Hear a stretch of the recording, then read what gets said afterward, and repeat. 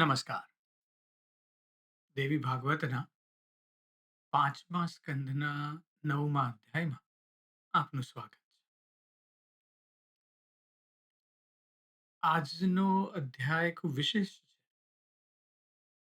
કારણ કે એક એવા વળાંક પર ઊભા છીએ, જ્યાં આખું બ્રહ્માંડ એક શક્તિના શરણે આવ્યું છે. શું તમે ક્યારેય એવું વિચાર્યું છે કે જ્યારે બ્રહ્માંડની સર્વોચ્ચ સત્તા બ્રહ્મા, વિષ્ણુ, મહેશ પોતાનું સર્વસ્વ ત્યજી કોઈ એક કેન્દ્ર બિંદુને સોંપી દે, અને આવું જ્યારે એક કેન્દ્ર બિંદુમાં એ તેજ બધું એકઠું થાય, ત્યારે કેવું બ્રહ્માંડીય તેજ પ્રગટે. અને શું એક નારીનું હાસ્ય આખા બ્રહ્માંડના પાયા હલાવી શકે? અને આજે આપણે જોઈશું કે કેવી રીતે માં શક્તિ રણચંડી બનવા માટે સજ્જ થાય છે, અને તેમનું એક અટ્ટહાસ્ય મહિષાસુરના એ અહંકારને કેવી રીતે ધ્રુજાવી શકે. એટલે શું આ માત્ર એક એવી વાર્તા છે કે પછી આપણી અંદરની શક્તિઓને જગાડવાની જાણે વ્યાસજી ટેકનિક કહી રહ્યા છે? વિચારવાનું એ છે આજના અધ્યાય. પણ એ પહેલા ગયા અધ્યાયની વાત કરી લઈએ. ગયા અધ્યાયમાં આપણે સાંભળ્યું કે મહિષાસુરના અત્યાચારથી ત્રસ્ત થયેલા દેવો જ્યારે ભગવાન વિષ્ણુના શરણે પહોંચ્યા,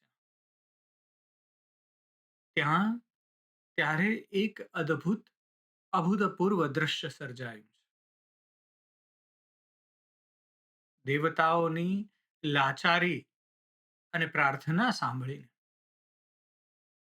બ્રહ્મા, વિષ્ણુ, મહેશ સહિત તમામ દેવતાઓના શરીરમાંથી પ્રચંડ તેજ બહાર નીકળ્યું છે. અને આ તેજ પુંજ જાણે એક બીજો હિમાલય હોય એવું ભવ્ય બન્યું છે. અને એ દિવ્ય પ્રકાશના સમૂહમાંથી 18 ભુજાધારી એવી દેવી મહાલક્ષ્મીનું પ્રાગટ્ય થયું. અને આપણે એ સાંભળ્યું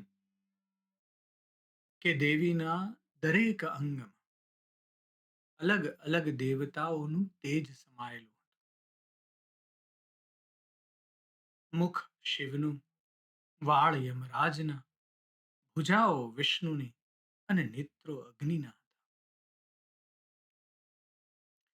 એટલે આજે કલેક્ટિવ ડિવાઇન એનર્જી છે, કલેક્ટિવ કોન્શિયસનેસ, સામૂહિક ચેતના છે, આ સામૂહિક દિવ્ય ઉર્જાનું પ્રતીક છે મહાલક્ષ્મી. અને એ જે સામૂહિક ઉર્જા છે, એના લીધે દેવોને હવે આશાનું કિરણ દેખાયું છે. એમને થયું છે કે અધર્મનો અંત નજીક છે. પણ યોદ્ધા તૈયાર હોય તો પણ તેને શસ્ત્રો અને સાધનોની જરૂર છે. યોદ્ધા બનાવી દીધો તમે, પણ એના શસ્ત્ર સરંજામ નહીં હોય તો કેવી રીતે ચાલશે?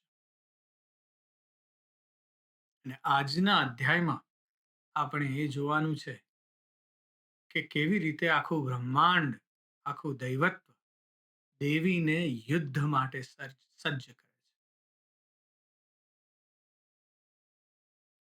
એટલે દેવી પ્રગટ થયા છે તેજપુંજમાંથી, અને પછી ભગવાન વિષ્ણુની વાણી સાંભળીને તમામ દેવો અત્યંત પ્રસન્ન થયા અને પોતાની પાસે રહેલી સૌથી શ્રેષ્ઠ અને દિવ્ય વસ્તુઓ એ તેમણે દેવીના ચરણોમાં ધરવાનું શરૂ કર્યું.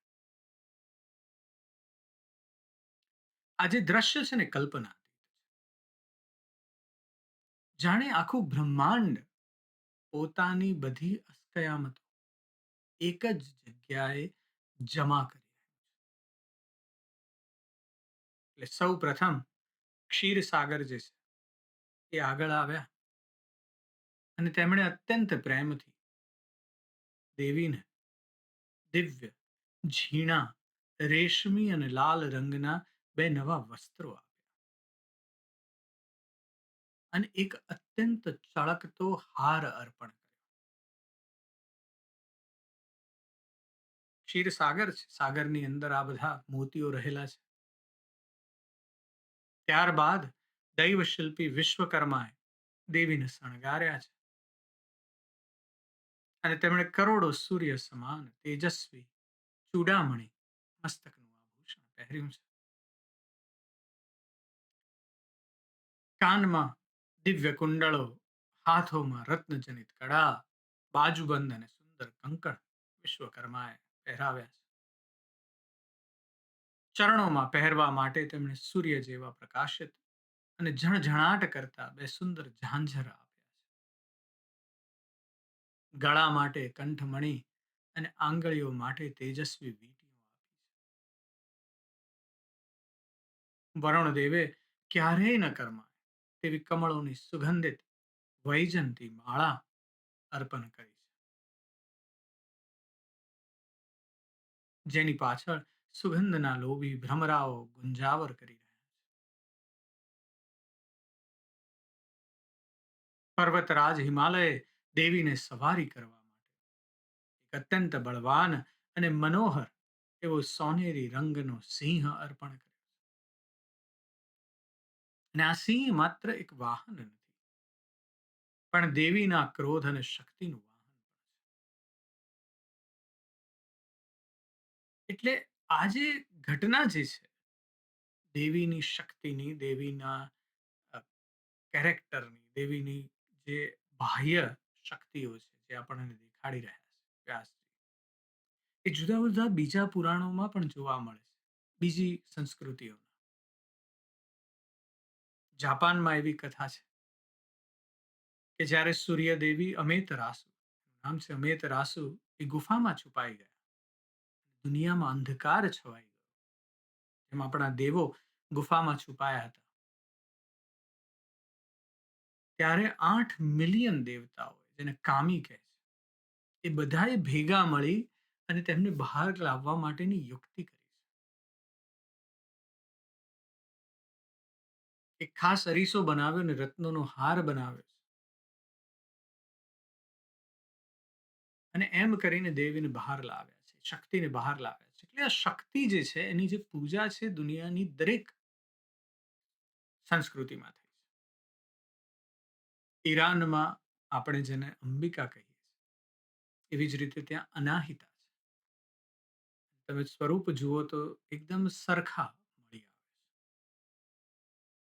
એટલે જ્યારે પણ મોટું મોટું સંકટ આવ્યું છે, ત્યારે આ જે સામૂહિક પ્રયત્ન, સામૂહિક ચેતનાની વાત છે, એ દરેક સંસ્કૃતિમાં વણાય. અને દેવોએ શણગાર કર્યા પછી હવે વારો હતો શસ્ત્રોનો. અને દેવીની 18 ભુજાઓ માટે અમોઘ શસ્ત્રો આપ્યા છે. ભગવાન વિષ્ણુએ પોતાના સુદર્શન ચક્રમાંથી બીજું એક હજારો અણીઓ વાળું એવું અત્યંત તેજસ્વી ચક્ર ઉત્પન્ન કરીને આપ્યું. મહાદેવ શિવે પોતાના ત્રિશુળમાંથી એક પ્રલય કરાળી ત્રિશુળ પ્રગટ કરીને આપ્યું. વરુણ દેવે પોતાના શંખમાંથી એક મંગળકારી સફેદ શંખ અને શત્રુને બાંધવા માટે પાશ તથા એક દિવ્ય કમળ આપ્યું છે. અગ્નિદેવે અત્યંત વેગવંતી અને દૈત્યોનો ઘાણ કાઢનારી એવી સાંગ, એટલે કે જેને આપણે સ્ફિયર કહીએ, ભાલો કહીએ, એવું અર્પણ કર્યું. વાયુદેવે બાણોથી ભરેલા ભાથા સાથેનું એક મજબૂત ધનુષ્ય આપ્યું છે, કે જે કોઈ બીજાથી તાણી શકાય તેમ હતું જ નહીં. ઇન્દ્રએ પોતાના વજ્રમાંથી અત્યંત ભયંકર વજ્ર અને ઐરાવત હાથીના ગળામાંથી નીકળેલી દિવ્ય ઘંટડી આપી છે. યમરાજ કાળ સમાન કાળ દંડ આપ્યો છે. બ્રહ્માજીએ ગંગાજળથી ભરેલું ઉત્તમ કમંડળ આપ્યું છે. કાળદેવે તેજસ્વી તલવાર અને ઢાલ આપી છે. વિશ્વકર્માએ અસુરોનો પ્રલય કરનારી કૌમુદકી ગદા, કુઠાર એટલે કે જે ફરસી કહીએ એ અને અભેદ કવચ આપ્યું છે. કુબેરે મદિરાથી ભરેલો સુવર્ણનો સુંદર પ્યાલો આપ્યો છે.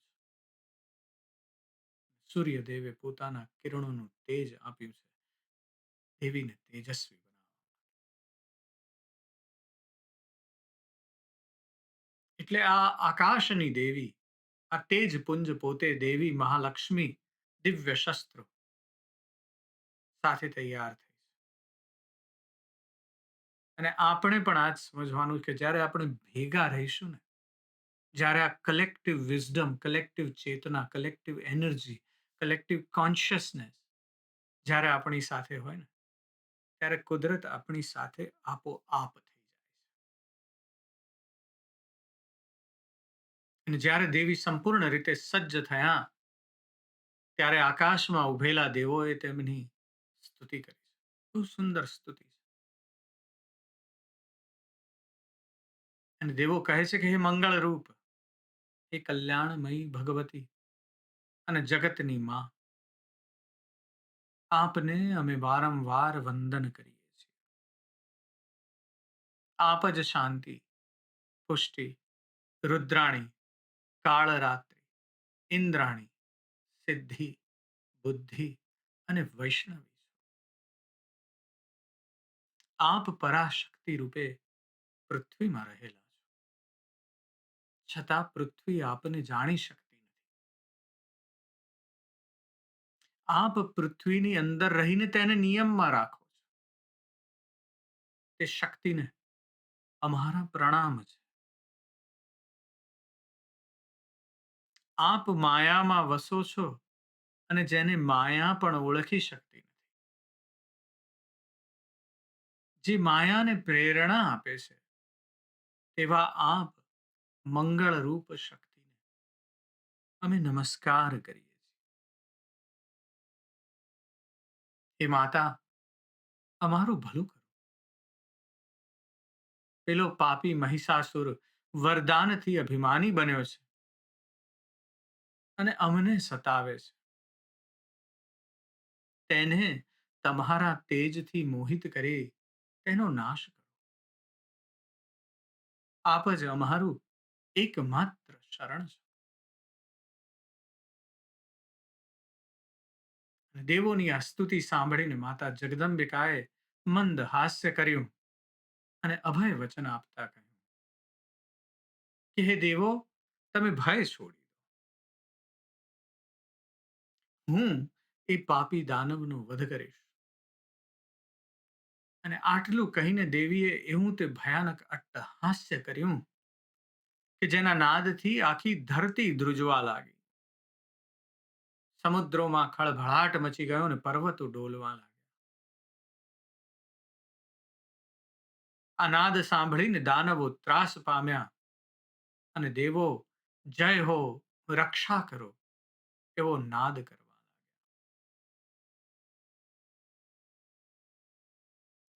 અને આ પ્રચંડ અવાજ સાંભળ્યો એટલે મહિષાસુરને થયું કે આ શું થયું છે. સ્વર્ગમાં બેઠો છે, દરબારમાં એના અવાજ આ પહોંચ્યો છે. પહેલા તો ક્રોધથી લાલચોળ થઈ ગયો અને પછી તેના દૂતોને તપાસ કરવા મોકલ્યા. દૂતો ચારે તરફ ગયા અને ત્યાં જોયું તો મહાલક્ષ્મી સિંહ પર વિરાજમાન છે અને ચાલી રહી છે ચારે તરફ. દૂતોએ આવીને જે વર્ણન કર્યું એ તો મહિષાસુરના કાળનું આમંત્રણ હતું. પણ તેની બુદ્ધિ ભ્રષ્ટ હતી. દૂતોએ કહ્યું કે મહારાજ, અમે એક એવી સ્ત્રી જોઈ છે જે સિંહ પર સવાર છે. એના 18 હાથ છે ને દરેક હાથમાં ભયાનક શસ્ત્રો છે અને વારંવાર દિવ્ય પાલામાંથી મધુપાન કરી રહી છે. તેનું રૂપ તો એટલું અદ્ભુત છે કે અમે અંજાઈ ગયા છીએ.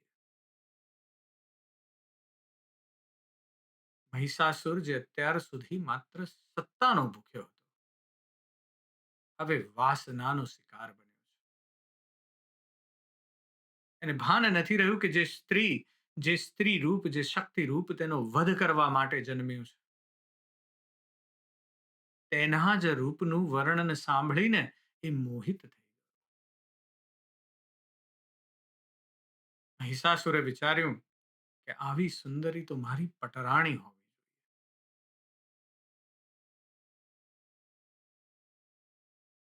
એટલે મહિષાસુરના મનમાં દેવીના બાહ્ય સૌંદર્યને જોઈને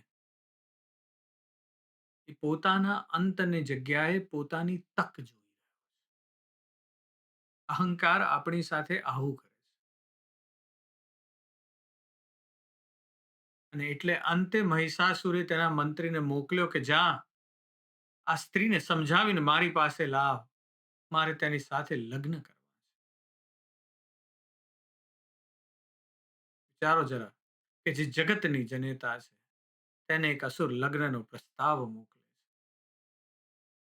આ જે છે ને એ જ અહંકારનો અંધકાર છે.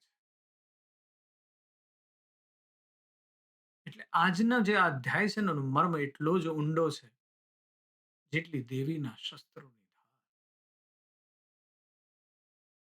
કે જ્યારે દેવોએ પોતાના આયુધો દેવીને અર્પણ કર્યા, એ માત્ર શસ્ત્રોનું દાન નહોતું, પણ એ એમના અહંકારનું સમર્પણ હતું.